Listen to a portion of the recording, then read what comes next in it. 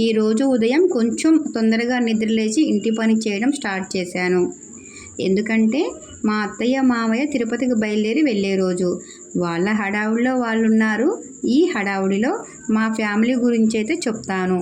మా మామయ్య గారు విలేజ్లో మంచి పేరున్న ఆర్ఎంపీ డాక్టర్. మాకు ఒక మెడికల్ షాప్ కూడా ఉంది. వాళ్ళు వెళ్ళాక మేము షాప్ రన్ చేయడానికి ఈవినింగ్ అక్కడికి వెళ్ళాల్సి ఉంటుంది.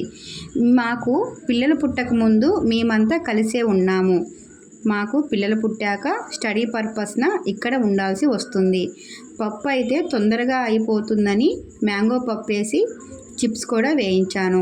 అత్తయ్య మామయ్య మధ్యాహ్నం భోజనం చేసి బయలుదేరేసి వెళ్ళారు. ఈవినింగ్ వెదర్ చేంజింగ్ అవ్వడంతో వర్షం పడేటట్టుగా అనిపించింది. కాబట్టి మేము ఆ రోజు అక్కడికి వెళ్ళలేకపోయాము. నైట్ డిన్నర్కి నేనైతే చపాతీ ప్రిపేర్ చేశాను. మా వీడియో మీకు నచ్చితే చిన్ని లైక్ ఇవ్వండి, కొంచెం సబ్స్క్రైబ్ చేయండి.